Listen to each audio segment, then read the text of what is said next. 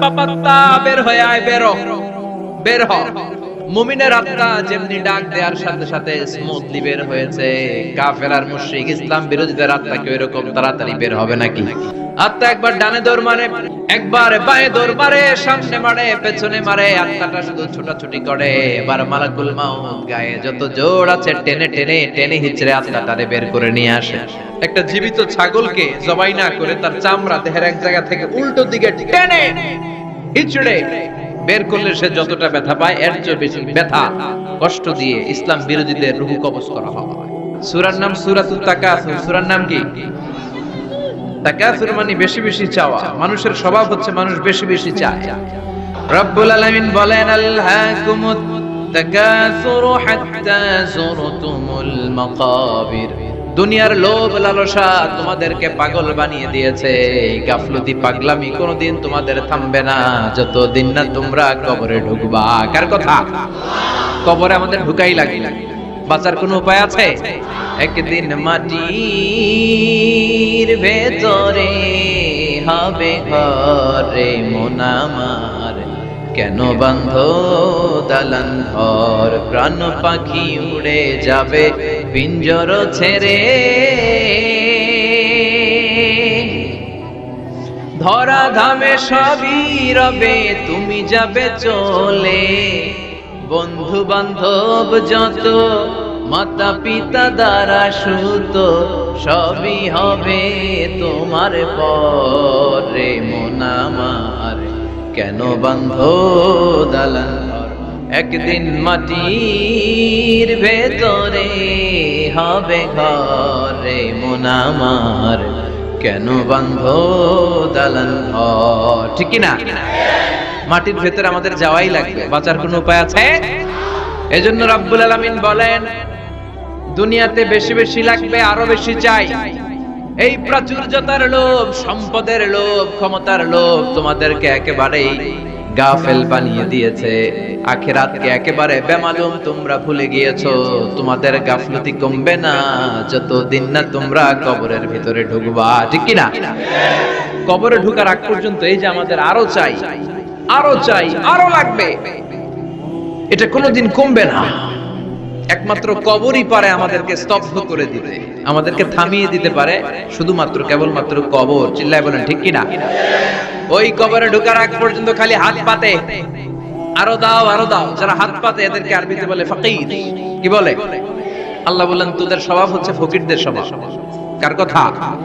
ইয়া আইয়ুহান নাসু আনতুমুল ফুকারাউ ইলাল্লাহ ওয়াল্লাহু হুয়াল গনিয়ুল হামিদ। ও দুনিয়ার মানুষেরা, তোমরা সবাই ফকির, আসল ধনী একজন। চিল্লায় বলেন তিনি কে? তিনি হচ্ছেন আল্লাহ। তিনি কারো কাছে চায় না, আর সবাই তার কাছে চায়। ঠিক কি না?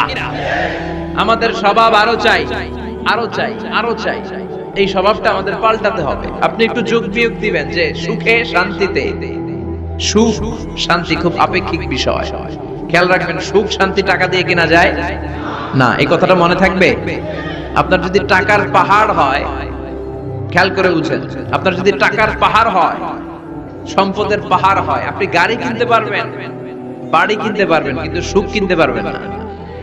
সুখ কিনতে পাওয়া যায়?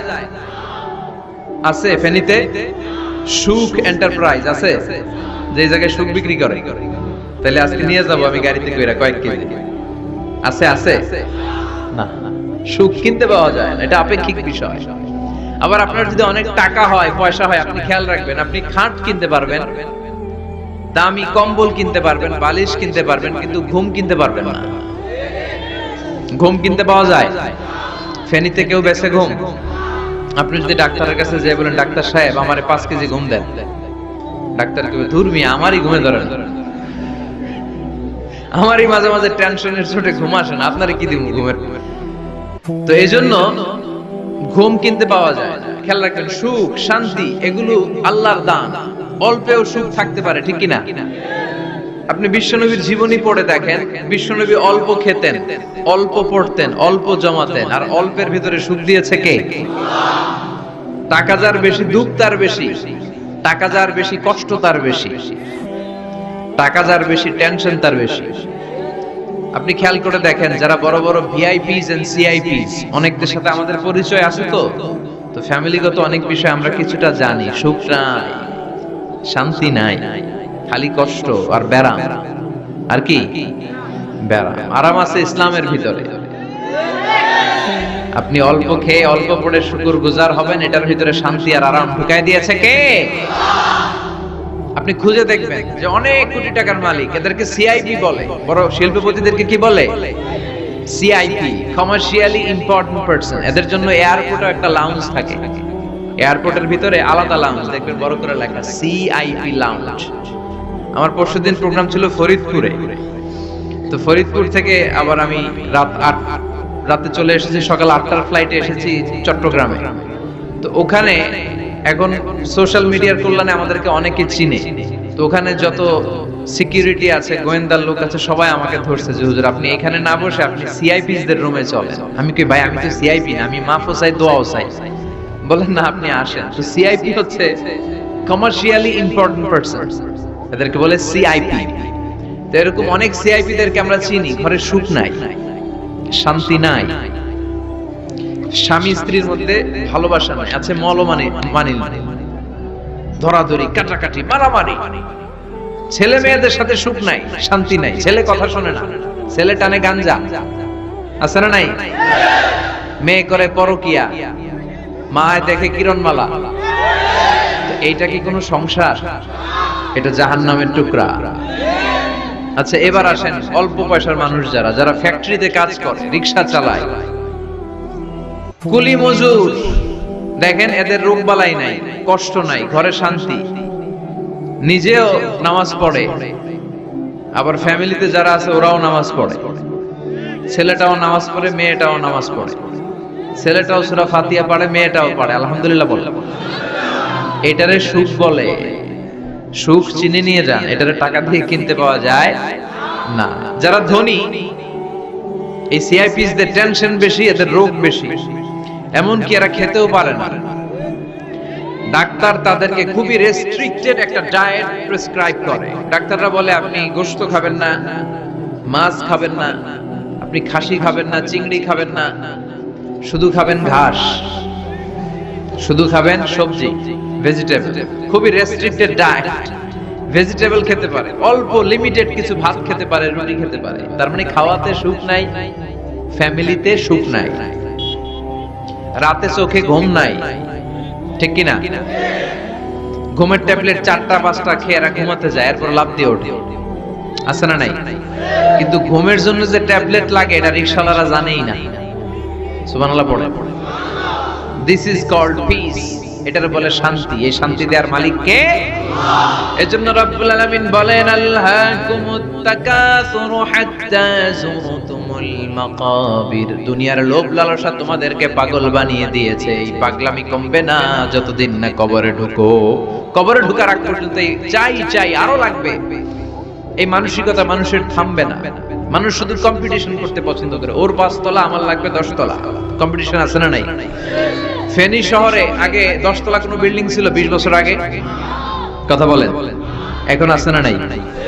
ঢাকা শহরে আজ থেকে 20-25 বছর আগে 10 তলা 15 তলা বিল্ডিং খুঁজে পাওয়া যেত সহজে। এখন অলিতে গলিতে বিল্ডিং এর জন্য হাঁটাই যায় না। চিল্লায় বলেন ঠিক কিনা? বিশ্বনবী বললেন ওয়ান্তাল হুফাতাল উরাতাল আলাতা রিয়া আশ-শাইয়াতাতাওয়ালুনা ফিল বুনিয়ান। কিয়ামতের আগে দেখতে পাবা কিছু লোক যাদের পেটে খাবার ছিল না, গায়ে দেওয়ার মতো জামা ছিল না, সমাজে তাদের কোনো ধরনের নাম আর ডাক ছিল না, তারা হু হু করে বড়লোক হয়ে যাবে। They will start to construct high rises buildings in the cities. শহরে বড় বড় বিল্ডিং, টাওয়ার বানানোর প্রতিযোগিতা শুরু করবে। চিল্লায় বলেন ঠিক কিনা? এই টাওয়ার বানানোর প্রতিযোগিতা আছে না নাই? টাওয়ারের পর টাওয়ার, বুর্জ আল খলিফা,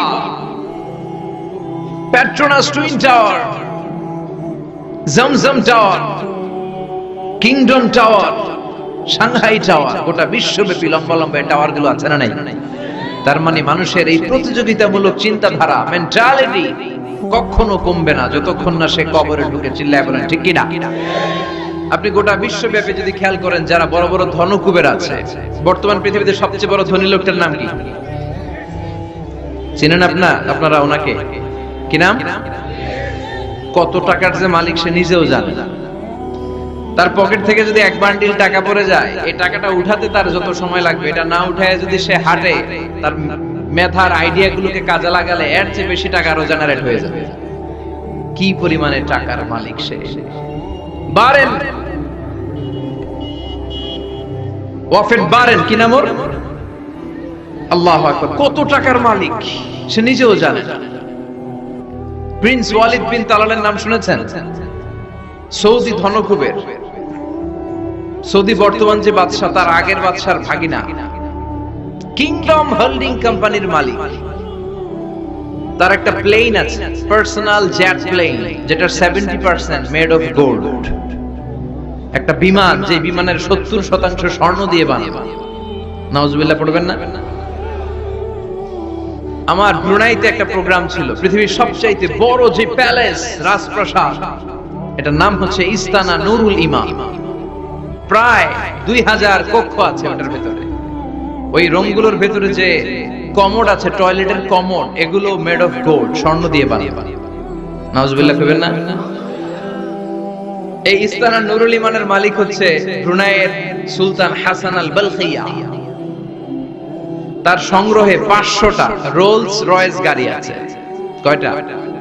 যে রোলস রয়েস গুলার কমসে কম দাম হচ্ছে বাংলাদেশি টাকায় 8 থেকে 10 কোটি টাকা। এরকম কয়টা আছে? আচ্ছা, আপনারা উত্তর করেন যে একজন মানুষের আনন্দ ফুর্তি করতে, ঘুরতে, চিলিং করতে, আউটিং এ যেতে, লং ড্রাইভে যেতে সবাই মিলে ফ্যামিলির কয়টা গাড়ি লাগে? 5টা? 10টা? হ্যাঁ, তার সংগ্রহে রোলস রয়েস গাড়ি আছে 500টা। পোরশে, ফারারে, লাম্বরগিনি, ওডি, রেঞ্জ রোভার, এই জাতীয় বিশ্ববিখ্যাত যে ব্র্যান্ড, এই পরিমাণ, কি পরিমাণ যে তার সংগ্রহে আছে, কালেকশনে আছে, তার কোনো শেষ নাই। তার মানে মানুষের মেন্টালিটি হচ্ছে যার আছে যত বেশি, তার চাই তত বেশি। চিল্লায় বলেন ঠিক কিনা? এজন্য রাব্বুল আলামিন বলেন, আল্হাকুমুত তাকাসুর হাত্তা যুরতুমুল মাকাবির। তোমাদের দুনিয়ার লোভ লালসা কোনোদিন কমবে না যতক্ষণ না তোমরা কবরের বাড়িতে ঢুকবা। ঠিক কিনা? এই কবরে ঢোকার আগ পর্যন্ত মানুষের সম্পদ আর অর্থের প্রতি লোভ লালসা আকাঙ্ক্ষা কখনো কমবে না। খেয়াল রাখবেন, সম্পদ উপার্জনে ইসলাম বাধা দেয় না। আপনি যদি হালাল পন্থায় উপার্জন করতে চান, এটারে হালাল রেখেছে কে? সম্পদ আপনি উপার্জন করবেন, খরচ করবেন, আপনার উপর যাকাত ফরজ হলে যাকাত দিয়ে দিবেন, কিন্তু সম্পদকে হৃদয়ে স্থান দেয়া যাবে। হৃদয়ে থাকবে কার ভয়? চিল্লায় বলেন কার? যাদের হৃদয়ে আছে আল্লাহর ভয়, তারা কবু পথ ভুলে যায় না। আল্লাহর প্রেম ছাড়া এই দুনিয়া কারো কাছে কোনো কিছু চায় না। রাতের আধারে যারা সেজদাতে রয়, দু চোখের শ্রুতে নদী যেন বয়। ছলনার হাতছানি যতই আসুক, পেছনে ফিরেও সে তাকায় না। যাদের হৃদয়ে আছে আল্লাহর ভয়, তারা কবু পথ ভুলে যায় না। আল্লাহর প্রেম ছাড়া এই দুনিয়ায় কারো কাছে কোনো কিছু চাই না, কারো কাছে কোনো কিছু চাই না। ঠিক কি না? মুমিনের অন্তরে তো মুমিন অর্থ সম্পদকে স্থান দিতে পারে। মুমিনের অন্তরে মুমিন স্থান দিবে কাকে? চিৎকার করে বলতে হবে কাকে? তার মানে ইসলাম বলে তুমি সম্পদ উপার্জন করো, সম্পদকে তুমি আহরণ করো, কিন্তু সম্পদকে তুমি তোমার হৃদয়ে স্থান দিও না। হৃদয়ে স্থান দিবা কাকে? আবার সম্পদ পেয়ে যখন আপনি ধনী হয়ে যাবেন, যাকাত দেয়াটারেও ফরজ করেছে কে? দে যাকাত, দে যাকাত, তোরা দে রে যাকাত। তোর দিল খুলবে পরে, আগে খুলো খাত। দে যাকাত, দে যাকাত, তোরা দে রে যাকাত। পড়েন আমিন। আপনার দিল পরে খুলবে, আগে খুলতে হবে কি? হাত।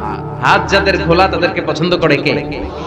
আবার বিষ্ণু বললেন 7 শ্রেণীর ব্যক্তি আছে, যে 7 শ্রেণীর ব্যক্তিকে রব্বুল আলামিন কিয়ামতের ময়দানে আরশের নিচে ছায়া দিবে। ওই 7 শ্রেণীর মধ্যে 1 শ্রেণীর ব্যক্তি এমন ব্যক্তি, ওই ব্যক্তি ডান হাত দিয়ে যেটা দান করে তার বাম হাত ওই দানের ঘটনা টের পায় না। ডান হাতে দেয় কিন্তু বাম হাত টের পায়, তার মানে গোপন দান। কি দান? গোপন দান আল্লাহর কাছে খুব প্রিয়। গোপন দানের মধ্য দিয়ে আল্লাহর ক্রোধ রাগ কমে যায়। এজন্য গোপনে দান করবেন।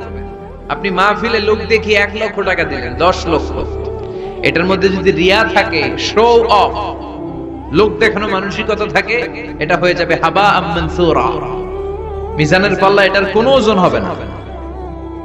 আর আপনি রাত্রিবেলা লুকিয়ে লুকিয়ে মসজিদের পাশ দিয়ে যাচ্ছিলেন, দেখলেন যে দান বক্স পকেট থেকে 2 টাকার নোট বের করে দিয়েছেন, এটার মিজানের পাল্লায় উহুদ পাহাড়ের সমান ভারী করবে কে? এজন্য আল্লাহ বলেন, গোলাম তোর গোপন দান আমার কাছে প্রিয়। বান্দা যখন গোপন দান করে, ওই গোপন দানকে আল্লাহ বাড়াতে থাকে, যদিও এটা পরিমাণে কম। আল্লাহু আকবার। গাভীর মালিক যখন নতুন বাছুর পায়, গাভী যখন বাছুর দেয়, উটের মালিক যখন নতুন উটের বাচ্চা জন্ম দেয়, উটের মালিক বড্ড খুশি হয়ে যায়। উটের মালিক উটের ছোট বাচ্চাটাকে খাইয়ে দাইয়ে পেলে পুষে বড় করে। আল্লাহ বলে, আমার সন্তুষ্টির জন্য যে এই ছোট্ট দানটুকু সেই দিন তুই করেছিস, তোর দানটাকে পেলে পুষে বড় করে আমি উহুদ পাহাড়ের সমান বানিয়ে তোর মিজানের পাল্লায় উঠায় দেব রে গোলাম। এজন্য লুকিয়ে দান করাটা শ্রেয়। আপনারা যারা দান করতে চান, আপনারা শো অফ না করে লুকিয়ে দান করবেন। রাজি আছেন তো? আর সম্পদশালী যারা হয়েছেন তারা যাকাত দিবেন। যারা যাকাত দেয় না, ওয়াল্লাযীনা ইয়াকনিজুনা আয-যাহাবা ওয়াল ফিদ্দা ওয়া লা ইউনফিকুনাহা ফি সাবিলিল্লাহ ফাবাশশিরহুম বিআযাবিন আলীম। রব্বুল আলামিন বলেন, নবী, যারা সম্পদের মালিক, 10টা 20টা ফ্ল্যাটের মালিক, একরের পর একর জমির মালিক, বিশাল সম্পদের মালিক, তারপরেও সম্পদ জমিয়ে রাখে, আল্লাহর রাস্তায় যাকাত দেয় না, তাদেরকে আপনি কঠিন আযাবের সুসংবাদ দেন। পড়েন নাউজুবিল্লাহ। আওয়াজ করে বলেন তো, আযাবের সুসংবাদ হয় না দুঃসংবাদ? হচ্ছে দুঃসংবাদ, কিন্তু আল্লাহ বললেন আযাবের সুসংবাদ দাও। তার মানে এই আযাবটা যেন যেন কোনো আযাব নয়, এটা ভয়ঙ্কর একটা আযাব। এটা যেন যেন আযাব নয়। 1000 বছর জাহান্নামের ভেতরে জ্বালিয়ে রাখা লোহার খুন্তি দিয়ে আপনার পেটে একটা ছেক দেয়া হবে, কপালে একটা ছেক দেয়া হবে, পিঠের মধ্যে ছেক দেয়া হবে। নাউজুবিল্লাহ পড়েন। এজন্য আল্লাহ বললেন, কঠিন মর্মন্তুদ আযাব আর শাস্তি, পানিশমেন্টের সুসংবাদ দাও। ছেলে গণিত পরীক্ষায় ফেল করেছে, মা বলে, তুই ফেল করছস, তোর আব্বা এসে এমন মাইট দিবে, মাইট দিলে মজা টের পাবি। আচ্ছা, আওয়াজ করে বলেন, মাইট দিলে কি মজা পাওয়া যায় না ব্যথা পাওয়া যায়? কিন্তু মা বললেন যে মজা টের পাবি, তার মানে মাইটটা যে কড়া মাইট হবে, শাস্তিটা হবে বড় ডেঞ্জারাস শাস্তি। এই শাস্তির তীব্রতা, মাইরের তীব্রতা বোঝানোর জন্য মা মজার কথা বলেছেন। চিল্লায় বলেন ঠিক কিনা? এজন্য সম্পদশালী যারা হয়েছেন আল্লাহর শুকরিয়া করেন, আর বছরান্তে যাকাত দিয়ে দেন। সম্পদের মধ্যে বরকত দিবে কে? সাইয়েদনা মুসা আলাইহিস সালামের নাম শুনেছেন? ওনার এক চাচাতো ভাই ছিল কারুন, বিশাল সম্পদের মালিক। কত যে সম্পদ! তার সব সম্পদগুলো সে সিন্ধুকের ভেতরে আটকে রাখত। আর ওই সিন্ধুকের তালার যে চাবিগুলো, ওই চাবিগুলা কাঁধে তুলতে 10 জন মানুষ লাগতো। তাহলে সম্পদ কি কম না বেশি? সাইয়েদনা মুসা আলাইহিস সালাম বললেন, আল্লাহ তোমাকে সম্পদের মালিক বানিয়েছে, তুমি এই সম্পদের যাকাত দাও। কি দাও? সে বলে, না, আল্লাহ তো আমার সম্পদের মালিক বানায় নাই, ইন্নামা উতীতুহু আলা ইলমিন ইনদি, আমি আমার মেধা খাটিয়ে এই সম্পদের মালিক হয়েছি। সাইয়েদনা মুসা আলাইহিস সালাম বললেন, যাকাত দাও, না হয় আল্লাহর আযাবের অপেক্ষায় থাকো। কারণ বলে, তোমার আল্লাহরে বলো যদি পারে আমারে আযাব পাঠাইতে, আমার দিকে যদি পারে তোমার আল্লাহ যেন আযাব পাঠায়। আল্লাহরে চ্যালেঞ্জ দিছে। কারে চ্যালেঞ্জ দেয়? আল্লাহ তো ছাড় দেয় কিন্তু ছেড়ে দেন, এটা জানেই না।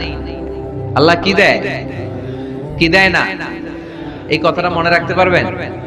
আল্লাহ কি দেয় কি দেয় না? আল্লাহ ছাড় দেয়, আল্লাহ চান্স দেয়, আল্লাহ সুযোগ দেয়, আল্লাহ ভালো হয়ে যাওয়ার সুযোগ দেয়, কিন্তু আল্লাহ ভুলে যায় না, আর আল্লাহ ছেড়েও দেয় না। চিল্লায় বলেন ঠিক কি না? কারণ বলে তোর আল্লাহরে বল, পারলে আমারে মারতে, পারলে আযাব পাঠাতে বল, দেখি তোর আল্লাহর শক্তি কত রে মুসা, আযাব পাঠাতে বল। আল্লাহ বলে ফাখাসাফনা বিহি ওয়া বিদারিহিল আরদ। এই কথা বলার সাথে সাথে কারুনের বিশাল সিন্ধুকের বাক্স, স্বর্ণের বাক্স, রূপার বাক্স, সম্পদের বিশাল বিশাল সিন্ধুকগুলো সহ কারুনকে আমি জমিনের মধ্যে দাবিয়ে দিলাম। নাউজুবিল্লাহ পড়ে জমিনে। এটা একটা আশ্চর্যজনক শাস্তি। এই শাস্তি আবার অন্যদেরকে আল্লাহ দেয় নাই। আল্লাহ কাউকে আযাব দিয়েছেন প্রচন্ড বাতাস, বাতাস দিয়ে আল্লাহ উড়িয়ে দিয়েছেন। কাউকে দিয়েছেন পাথর বৃষ্টি, কাউকে দিয়েছেন আগুন বৃষ্টি, কাউকে দিয়েছেন ভূমিকম্প, কাউকে আল্লাহ আকৃতির বিকৃতি ঘটিয়েছেন। দাউদ আলাইহিস সালামের কিছু কওম তারা সাগরের মাছ ধরে রাখত। এই মাছগুলো সাইয়েদনা দাউদ আলাইহিস সালামের কণ্ঠের তেলাওয়াত শুনতে আসতো। আল্লাহ বললেন শনিবারে মাছ ধরা যাবে না। কি বারে ধরা যাবে না? কারণ প্রত্যেক সপ্তাহের শনিবারে আকাবা উপসাগরের তীরে বসে সাইয়েদনা দাউদ আলাইহিস সালাম ওনার সুরের ঝংকার তুলে জাবুর কিতাব তেলাওয়াত করতেন।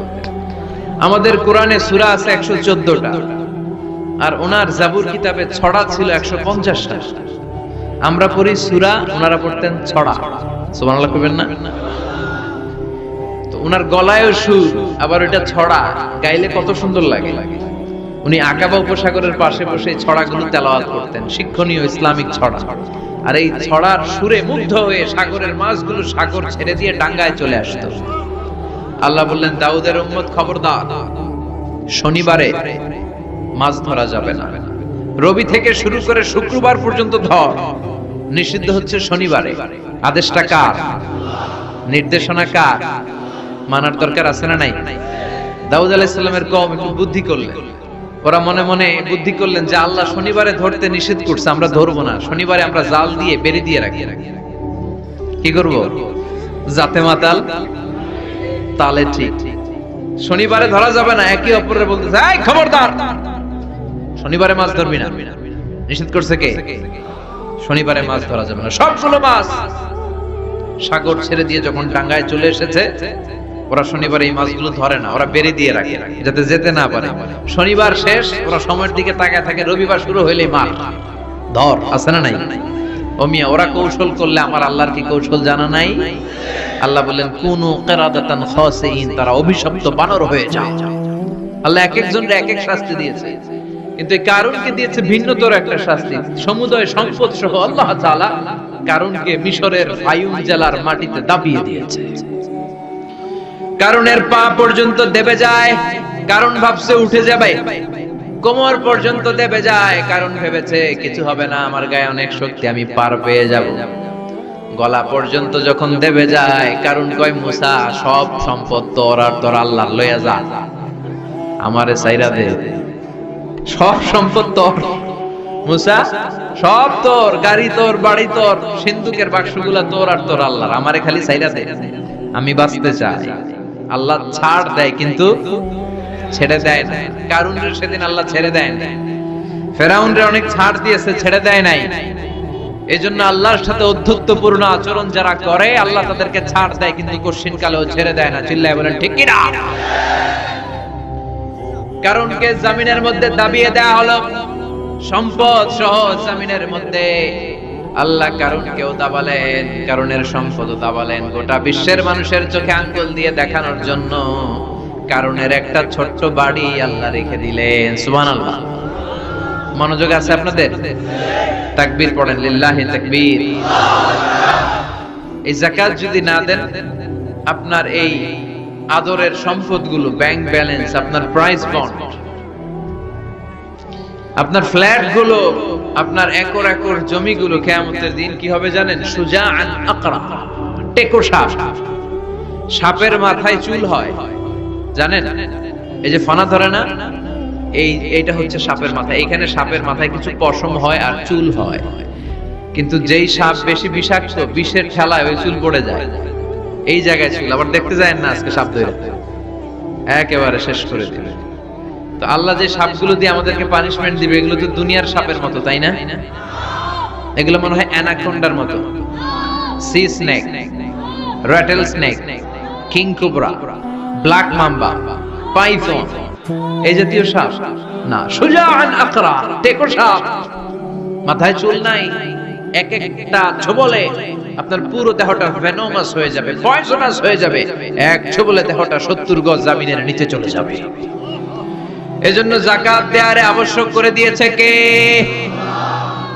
এখন আবার যাকাতের শাড়ি আর লুঙ্গি সমাজে আছে না নাই? আল্লাহর কসম করে বলছি, যাকাতের শাড়ি, যাকাতের লুঙ্গি বলতে কিছু নাই। এগুলো এমন শাড়ি মশারির চেয়ে পাতলা, এগুলো আপনি গরিবদের হাতে তুলে দেন কি করে?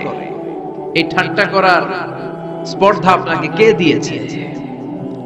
অনেক ভিআইপি সিআইপিসরা আছে, অ্যানাউন্স করে দেয়, আমার বাংলা বাড়ির সামনে ফেব্রুয়ারির কত তারিখে আসবেন সবাই, 14ই ফেব্রুয়ারি আসবেন, ভালোবাসার শাড়ি দিয়ে দিব সবাই।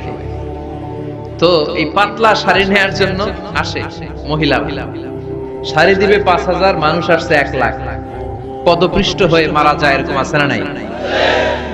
আপনার যাকাতের শাড়ি নিতে এসে ম্যানেজমেন্টের অভাবে, সুন্দর ব্যবস্থাপনার অভাবে পদপৃষ্ট হয়ে যারা মারা গেল, এদের হত্যার দায়ভার আপনি কিয়ামতের দিন এড়াতে পারবেন না। চিল্লায় বলেন ঠিক কি না?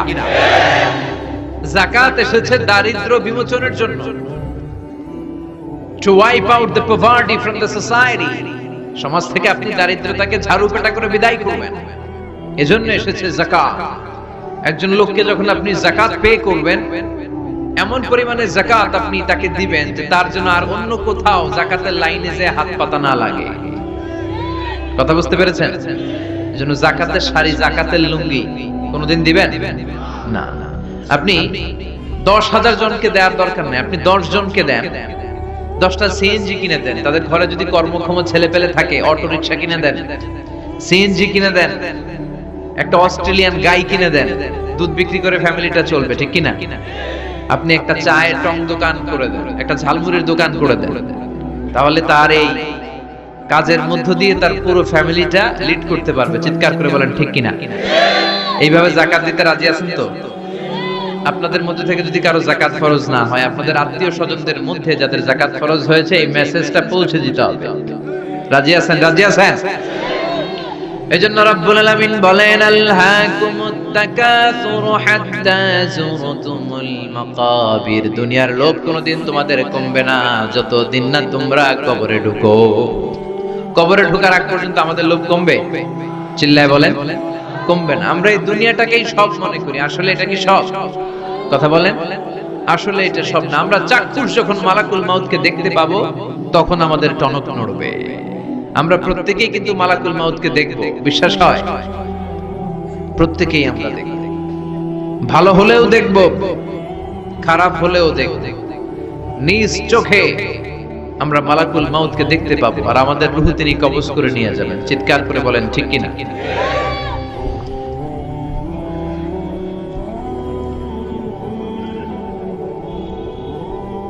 যারা মুমিন বান্দা, যারা ঈমানদার, তারা মালাকুল মাউতকে দেখবে খুব সুশ্রী, সুন্দর, সাদা ধবধবে জুব্বা পরা একটা যুবকের বেশে। আলহামদুলিল্লাহ পড়লে আপনারা ইনশাআল্লাহ এই সূরাতে মালাকুল মাউতকে দেখবেন। সুশ্রী সুন্দর এক যুবকের বেশে, সুঘ্রাণ তার গা থেকে আসছে। সে এসে মুমূর্ষু ব্যক্তির মাথার সামনে বসে পড়ে, বসে বলে, ইয়া আইয়াতুহান নাফসুল মুতমাইন্নাহ, হে প্রশান্ত আত্মা, উখরুজি ইলা মাগফিরাতিল্লাহি ওয়া রিদওয়ানি, আল্লাহর ক্ষমা, আল্লাহর সন্তুষ্টির দিকে তুমি বের হয়ে আসো। বলতে বলতে রূহটা স্মুথলি মুমিন বান্দার দেহ থেকে বের হয়ে মালাকুল মাউতের হাতে চলে যায়।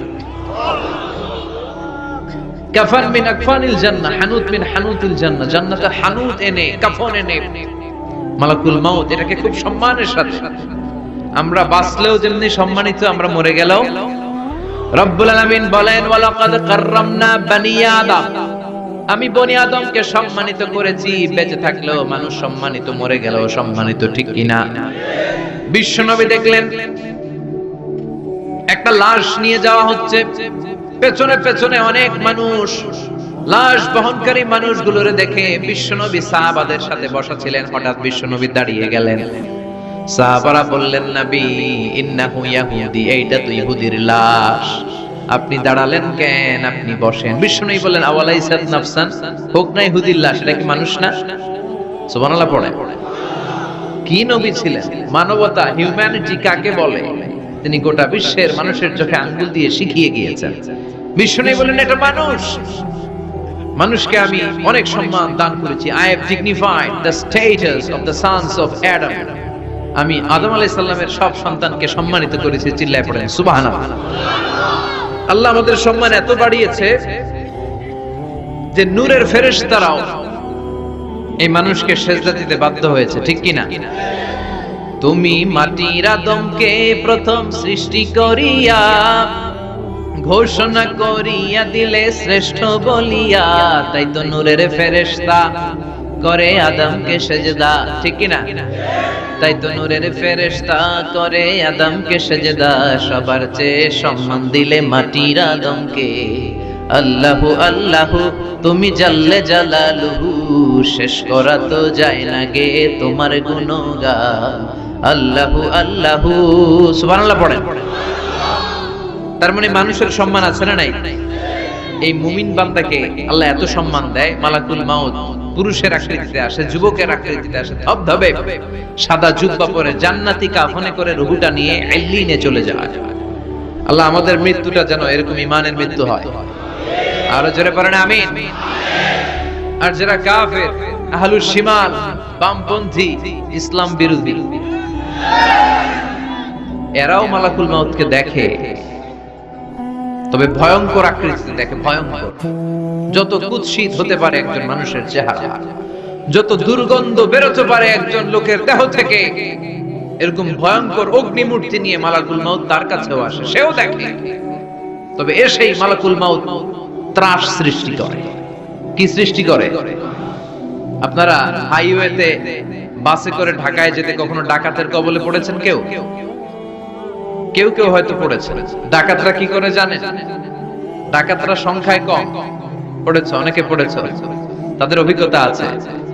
ডাকাতরা সংখ্যায় 5 জন, বাসে আছে 50 জন, তারপরে 50 জন কাঁপতে থাকে। কারণ ডাকাতরা এসেই শুরুতে একটা ত্রাস সৃষ্টি করে। ওরা রামদা দিয়ে, চাকু দিয়ে এলোপাথাড়ি কোপায় পুরুষগুলোরে, যাতে রক্ত দেখে ভয়ে যা যা আছে আগে রেডি করে রাখে। কথা কন। মালাকুল মাউত ইসলাম বিরোধী আর গাদ্দার গুলোর মাথার সামনে এসে ত্রাস সৃষ্টি করে। এসে বলে, ইয়া আইয়াতুহান নাফসুল খাবিসা, হে পাপাত্তা বের হ। দুনিয়াতে ইসলাম রে অনেক বাস দিয়েছিস, আল্লাহর নবীকে অনেক গালি দিয়েছিস, ইসলামী আইনের বিরোধিতা করেছিস, ইসলামী আন্দোলনের 12টা বাজিয়েছিস। একটার পর একটা বলে ত্রাস সৃষ্টি করে, আর লোকটা কাঁপতে থাকে ভয়। আর বলে, ইয়া আইয়াতুহান নাফসুল খাবিসা, পাপাত্তা বের হয়ে আয়, বের হ। মুমিনের আত্মা যেমনি ডাক দেওয়ার সাথে সাথে স্মুথলি বের হয়েছে, কাফের আর মুশরিক ইসলাম বিরোধীদের আত্মা কি এরকম তাড়াতাড়ি বের হবে নাকি? উখরুজি ইলা গাদাবিল্লাহ, আল্লাহর রাগ, ক্রোধ আর ঘৃণার দিকে আত্মা তুই বের হয়ে আয়। বের হয় না। আত্মা একবার ডানে দৌড় মারে, একবার বাঁয়ে দৌড় মারে, সামনে মারে, পেছনে মারে, আত্মাটা শুধু ছোটাছুটি করে। এবার মালাকুল মাউত গায়ে যত জোর আছে টেনে টেনে টেনে হিচড়ে আত্মাটারে বের করে নিয়ে আসে। আল্লাহ, এই মরণ থেকে তুমি আমাদেরকে বাঁচাও।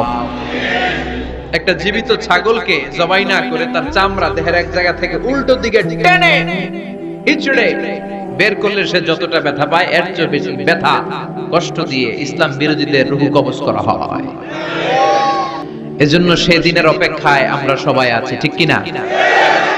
তখন বোঝা যাবে কার কত ক্ষমতা, তখন বোঝা যাবে কার প্রতিফল কিরকম হবে, কার আবাসস্থল কোথায় হবে, কে ডানপন্থী, কে বামপন্থী, কে জান্নাতি, জাহান্নামী। সেদিন সব গোমর ফাঁস হয়ে যাবে। এজন্য রব্বুল আলামিন বলেন, আলহাকুমুত তাকাসুরু হাত্তা যুরতুমুল মাকাবির। দুনিয়ার লোভ লালসা তোমাদেরকে একেবারে পাগল বানিয়ে ফেলেছে। ক্ষমতার লোভ, টাকার লোভ, খ্যাতির লোভ, যশের লোভ তোমাদেরকে এমন পাগল বানিয়েছে আখিরাতকে বেমালুম তোমরা ভুলে গিয়েছো। তোমাদের এই গাফলতি কশিন কালেও থামবে না, কমবে না, যতদিন না তোমরা কবরে ঢুকবা। ঠিক কি না? এজন্য প্রিয় ভাইরা একটু থামেন, স্টপ, সিট ডাউন, একটু ভাবেন যে আমাদেরকে চলে যেতে হবে। আমরা আজীবন থাকতে আসি নাই। এই দুনিয়াটা একটা মরীচিকা, তাই না? এই পৃথিবীটা একটা মায়াজাল, এটা একটা ধোঁকা। এই মায়াজালের ভেতরে আমরা পড়ে আছি। এই পৃথিবীর দৃষ্টান্ত হচ্ছে 4টা স্বর্ণের টুকরা আর 3টা লাশের মতো। আওয়াজ করে বলেন তো, স্বর্ণের টুকরা কয়টা? লাশ কয়টা? অনেক অনেক আগের জামানায় 3জন যুবক তাদের কর্মসংস্থানের জন্য বেরিয়েছে। পথিমধ্যে তারা গুপ্তধন পেয়েছে। কি পেয়েছে? 4টা স্বর্ণের টুকরা পেয়ে তো মহা খুশি। আমরা বেঁচে গেলাম, আমরা ধনী হয়ে গেলাম, আর জীবনে আমাদের দুঃখ নাই, কষ্ট নাই। এবার মানুষ 3জন, স্বর্ণের টুকরা 4টা। একটু ঝামেলা হয়ে গেল না? 4 জনে 4টা পাইলে ভালো হতো না? মানুষ কয়জন? স্বর্ণের টুকরা কয়টা? 4টা। এবার তারা বলতে লাগলো আমাদের প্রচন্ড ক্ষুধা পেয়েছে। একজনকে বললো তুই বাজারে যা, বাজার থেকে রুটি কিনে নিয়ে আয়। সে রুটি কিনতে গেল। আর এই 2জন মিলে ভাবতে লাগলো শয়তানের ওয়াসওয়াসায় পড়ে একটা কাজ করি, যেটার রুটি আনতে পাঠাইছে ওটার যদি শেষ করে দিতে পারি, মানে ওটার কেল্লা যদি ফতে করে দিতে পারি, তাহলে তো আর ভাগাভাগির কোনো কাজ নাই। স্বর্ণ 4টা, তুই পাবি 2টা, আমি পাবো। আর যে রুটি আনতে গিয়েছে সে মনে মনে ভাবে রুটিতে যদি বিষ মাখায় নিতে পারি। দেখছেন খেলা? আল্লাহু আকবার। রুটিতে কি মাখায় নিতে পারি? বিষ। তাহলে এই 2টারে বিষ মাখানো রুটি খাওয়ায় দিলাম, 4টাই আমার আর ধরে কে? তো যেই চিন্তা ওই কাজ। ওরাও রুটির সাথে, উনিও রুটির সাথে বিষ মাখাইছে, এরাও রেডি হয়ে আছে কখন আসবে। আসার সাথে সাথে ওইটারে ধইরা আইজো মায়ের কাইলো মায়ের মাইরা ওইটার বর্তমানে ফেলাইছে। ওইটা অক্টা পাইছে, শেষ। এবার 2 বন্ধু মহা খুশি, তুই 2টা আমি 2টা, লাফাইতেছে আনন্দে। এক বন্ধু কয় লাফাইস কম, ক্ষুধা লাগছে অনেক, আগে খেয়ে নে। আগে কি করি? এবার প্যাকেট থেকে বিষ মাখানো রুটি বের করে রুটি খাই, ওই 2টাও শেষ। 4টা স্বর্ণের টুকরা স্বর্ণের টুকরার জায়গায় পড়ে আছে, আর 3টা লাশ পাশে পড়ে আছে। হাদিহি মাসালু হায়াতিদ দুনিয়া, এটাই তো দুনিয়ার জীবনের দৃষ্টান্ত। বাড়ির জায়গায় বাড়ি পড়ে থাকবে, ক্ষমতার মসনদের চেয়ারটা জায়গায় পড়ে থাকবে, মানুষগুলো থাকবে না। ঠিক কি না? আপনি খেয়াল করে দেখেন, আপনারা যদি কেউ জিজ্ঞেস করে ভাই এই বাংলো বাড়িটা কার, আপনি খুব গর্ববোধ করে বলেন যে এটা আমার বাড়ি, বলেন না? একটু খেয়াল করেন, আপনার বাবা যখন এই বাড়িতে থাকতো, কেউ যখন জিজ্ঞেস করতো বাড়িটা কার, আপনার বাবাও বলতো এটা আমার বাড়ি। আপনার দাদাও খুব পরিচয় দিত, এটা আমার বাড়ি। এই বাড়ি কার? আমার। আপনার দাদার দাদার দাদাও বলতো এটা আমার বাড়ি। আপনি মরে গেলে এই বাড়িটাই, যেটারে আপনি আমার আমার বলে আগলে রাখলেন, আপনার ছেলে তখন শুরু করবে আমার। কথা কন? ছেলে মরে গেলে নাতি বলবে আমার। ছেলে বা নাতি যদি এই জায়গাটা বাড়িটা বিক্রি করে দেয়, যাদের কাছে বিক্রি করা হলো, তখন তারা শুরু করবে আমার। ঠিক কিনা? পরের জায়গা পরের বাড়ি, ঘর বাঁধিয়া আমি রই, আমি তো সেই ঘরের মালিক নই। সবকিছুর আসল মালিক কে? সেজন্য আল্লাহ বললেন আলহাকুমুত তাকাসুরু হাত্তা যুরতুমুল মাকাবির। দুনিয়ার লোভ লালসা তোমাদের কমবে না যতদিন না তোমরা কবরে ঢুকবা। বিষ্ণু বললেন লাউ আন্না লিকুল্লি ইবনি আদম ওয়াদিয়ান মিন যাহাব, পৃথিবীর প্রত্যেকটা মানুষকে যদি আল্লাহ একটা করে স্বর্ণের পাহাড়ের মালিক বানিয়ে দেয়, আহাব্বা আইয়াকুনা লাহু ওয়াদিয়ান, সে আরো একটা স্বর্ণের পাহাড়ের মালিক হওয়ার চেষ্টা করবে। ওয়ালাই ইয়ামলা ফাহু ইল্লা তুরাব, কবরের মাটি ছাড়া তার এই লোভ লালসা, অতিরিক্ত চাওয়া পাওয়ার ইচ্ছা কোনোদিন কেউ থামাতে পারবে না। একটু বুঝে শুনে উত্তর দেন। একটা স্বর্ণের পাহাড়ের মালিক যদি আমি হই, আমি আমার 14 পুরুষ এটাতে বিক্রি করে করে খেয়েও কি শেষ করতে পারবো? আপনি পাহাড় দেখছেন কত বড়, স্বর্ণের পাহাড় যদি হয়, এটার বেঁচে খেয়ে মুজমাস্তি করে আমাদের 14 পুরুষের জীবন কেটে যাবে, তাহলে আরেকটা পাহাড় দিয়ে আমি কি করব? এটা মানুষের স্বভাব। যার আছে বেশি সে চায় বেশি। আল্লাহ বলে থাম, একটু থাম, অনেক হয়েছে, আর না, তোমাকে চলে যেতে হবে। এই পাগলামির মায়া জালে আর পড়ে থেকো না, ঘুমন্ত বিবেকটাকে জাগাও, আখিরাতের সামানা তৈরি করো। চিল্লায় বলেন ঠিক কিনা? হাত্তা যুরতুমুল মাকাবির, এই কবর জিয়ারত তোমাকে করতে হবে। কবর হলো এমন জায়গা, এটা হলো মরণের পরে আখিরাতের প্রথম ধাপ। বিশ্বনবী বললেন এই ধাপটা যদি সহজ হয়, আখিরাতের বাকি ধাপগুলোরে সহজ করে দিবে কে? আর এই কবরের প্রশ্নের উত্তর যদি উল্টা পাল্টা হয়ে যায়, প্রথম ধাপের প্রশ্নের উত্তর যদি গোলমাল পেকে যায়, পরের ধাপগুলোতে মায়ের আছে না নাই? বিশ্বনবী বললেন মুমিনদের জন্য এই কবরে প্রশ্ন থাকবে কয়টা? কথা কয়, 4টা। যারা ইসলাম বিরোধী, যারা কাফের, যারা মুশরিক, যারা বামপন্থী, তাদের থাকবে 3টা। মুমিনদের জন্য 4টা। মুমিনদের প্রথম প্রশ্ন, হু ইজ ইউর লর্ড? মার রব্বুক, তোর রবের নাম কি? চিল্লায় বলেন আমাদের রব কে? আল্লাহ আমারে রব। দমে দমে তনু মনে তারি অনুভব, আল্লাহ আমারে রব। তোমার দুনিয়াতে আমি যেদিকে তাকাই, অথই নিয়ামতে ডুবে আছি সবাই। পাক পাখালির গানে শুনি তাসবিহ কলো রব, তাসবিহ কলো রব। পড়েন আল্লাহ আমারে রব। প্রথম প্রশ্ন করা হবে মার রব্বুক, তোর রবের নাম কি? চিল্লায় বলেন আমাদের রব কে? দ্বিতীয় প্রশ্ন, আমা দীনুক, তোর ধর্মের নাম কি? আমাদের ধর্মের নাম কি? বিশ্বনবীর চেহারা দেখিয়ে বলা হবে আতারিফু মান হাদার রাজুল, এই লোকটারে চিনো কিনা? আমরা বলবো চিনি। উনি আমাদের পেয়ারা নবী, ঠিক কিনা? চাঁদের চেয়ে সুন্দর তুমি নবী আমার কমলিহি ওয়ালা, দু জাহানের বাদশাহ তুমি প্যারা নবী সাল্লে আলা, দু জাহানের বাদশাহ তুমি প্যারা নবী সাল্লে আলা, চাঁদের চেয়ে সুন্দর তুমি নবী আমার কমলিহি ওয়ালা। সুবহানাল্লাহ পড়ে। আমরা বিশ্বনবীর চেহারা দেখা মাত্রই চিনে যাব, ঠিক কিনা? আমরা বলবো এই লোককে চিনি, মানি উনি ছিল আমাদের জান, আমাদের প্রাণ, আমাদের কলিজা। এই নবীর জন্য আমরা সব করতে রাজি। এই নবীর সম্মান আর ইজ্জত বাঁচাতে আমরা দেহের তাজা রক্ত ঢালতে রাজি।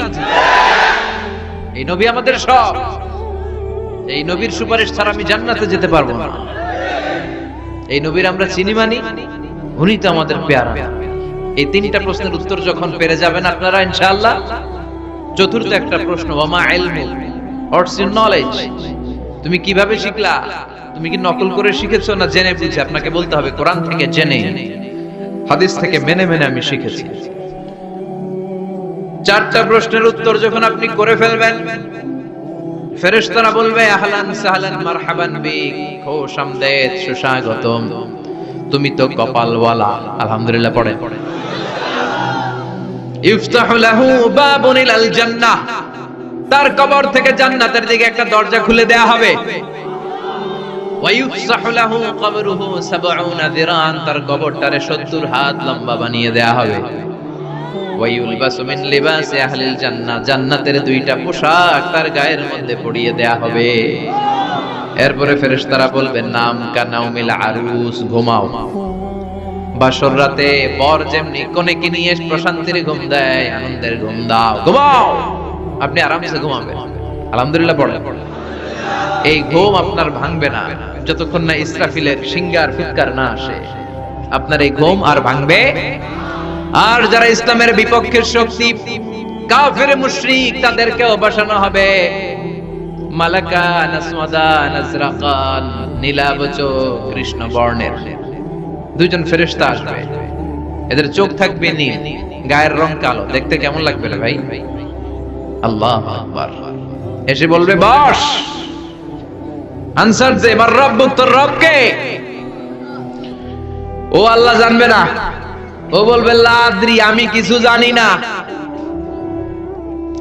আমি ভালো মানুষ, আমারে মাফ করে দেন। আমারে ছাইরা দেন, আমি জানি না রবকে। কয় দাঁড়া, আর দুইটা বাকি প্রশ্ন, এরপরে দেখাইতেছি ফাইনাল খেলা। দ্বিতীয় প্রশ্ন, মা দিন উত্তর ধর্মের নাম কি? কয় জানি না। মাফ কইরা দেন, লাদ্রি, আমি ধর্ম টর্ম জানি না, আমি তো চিয়ার্স করতাম, চিয়ার্স। আমি ড্রিঙ্কস খাইতাম, আমি ধর্ষণে সেঞ্চুরি করতাম, আমি শাহবাগের মঞ্চে উঠে ইসলামের বিরুদ্ধে ভাষণ দিতাম।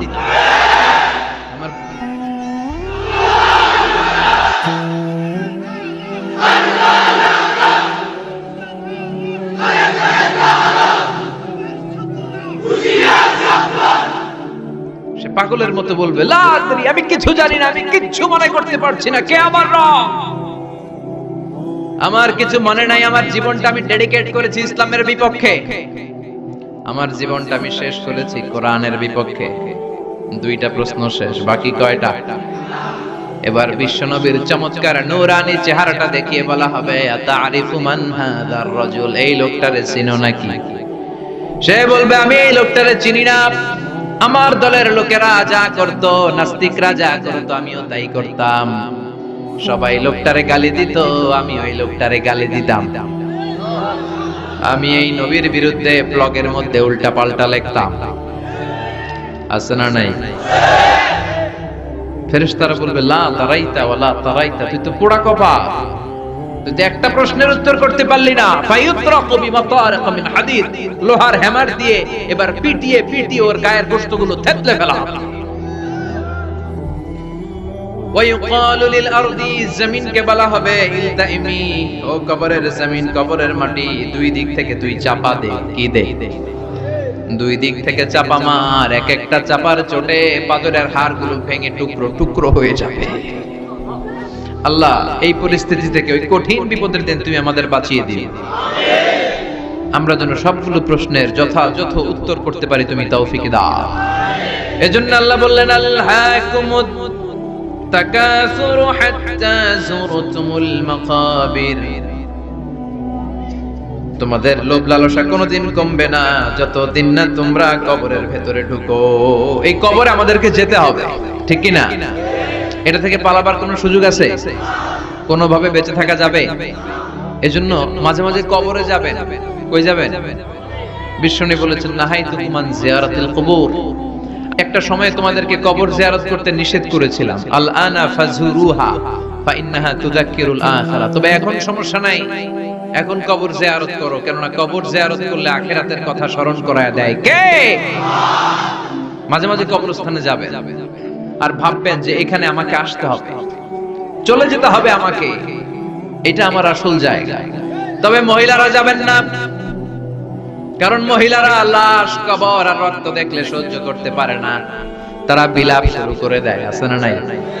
ও মা গো, মইরা গেল গো, কই গেল রে, আছে না নাই? চুল টানে, লাফালাফি, বিলাপ করে নারীরা।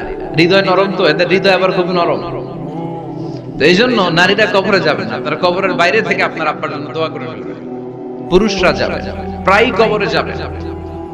কবরের চারদিকে ডিজাইন করে বড় দেয়াল, গম্বুজ, এগুলো করা যাবে না। আর কবরে পড়ে থাকা ব্যক্তির কাছে কিছু চাওয়া যাবে? চাইতে হবে কার কাছে?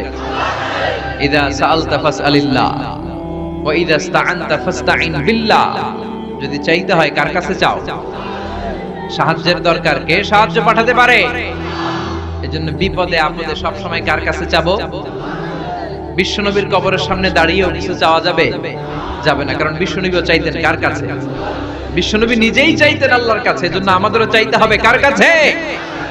আল মাইয়িতু ফিল কবর কাল গরীকু ফিল বাহর, সাঁতার না জানা ব্যক্তি সাগরে পড়ে গেলে যেমন অসহায়, মরে গেলে মানুষটা তার চেয়েও বেশি অসহায়, ঠিক কি না? অসহায় কবরের মানুষ আপনারে কি দিবে? দিবেন তো আপনি। আপনি যেই তার জন্য দোয়া করবেন, ফাতিহা পাঠ করবেন, ইখলাস পাঠ করবেন, তার জন্য মাগফিরাত কামনা করবেন, আপনি দোয়া করলে তার জীবনের গুনাহ ক্ষমা করে দিবে কে? কিন্তু সে কি আপনার বিপদ থেকে মুক্ত করতে পারে? তাহলে এই সূরাতুত তাকাসুর থেকে আমাদের জীবনের জন্য শিক্ষা হচ্ছে, we have to go back to Allah. আমাদেরকে আমাদের রবের কাছে হাজিরা দিতে হবে, আমাদের কিন্তু ফিরে যেতে হবে। এই চিন্তাটা আমাদের মাথায় রাখার দরকার আছে না নাই? চিল্লায় বলেন, মাথায় রাখার দরকার আছে না নাই? আজকে থেকে মাঝে মাঝে একটু ভাবা যাবে না যে আমাদেরকে চলে যেতে হবে?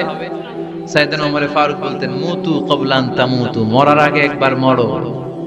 হাসিবু ক্বাবলা আন তুহাসাবু, আল্লাহ তোমার হিসাব নেয়ার আগে তুমি একবার তোমার নিজের হিসাব নাও। বাড়িতে বসে দাগ কাটবেন, ভালো কাজ খারাপ কাজ লিখবেন, ভালো কয়টা করছেন, খারাপ কয়টা করছেন, এবার নিজে একটু হিসাব করেন আপনার অবস্থা কি হতে পারে। বিছানায় একবার চোখ বন্ধ করে লম্বা হয়ে শটান হয়ে শুয়ে যান, আর ভাবেন আপনি নাই। লোকজন কান্নাকাটি করবে, অ্যানাউন্স করা হবে আমাদের অমুক ভাই দুনিয়াতে নাই। বিকেল 4টায় জানাজা শুরু হয়ে যাবে। হাজার হাজার আপনার বন্ধু বান্ধবরা এসে কাঁদবে, জানাজা দিয়ে খাটিয়াতে করে কবরে রেখে দিয়ে আসবে। কেউ সাথে যাবে না, কেউ না। এই ঘটনাটা আমার, আপনার, আমাদের সকলের জীবনে ঘটতে যাচ্ছে। গোয়িং টু হ্যাপেন ভেরি সুনার, খুবই দ্রুত হতে যাচ্ছে। কবে হতে যাচ্ছে আমরা কেউ জানি না। The most certain thing in our life is death, and the most uncertain thing in our life is the time of death. আমরা চলে যাব, এটা নিশ্চিত। কবে যাব কেউ জানি না। তাই আসুন আমরা প্রতিদিন কবরের কথা অনেকবার স্মরণ করি। আল্লাহ আমাদেরকে বোঝার তৌফিক দান করুন।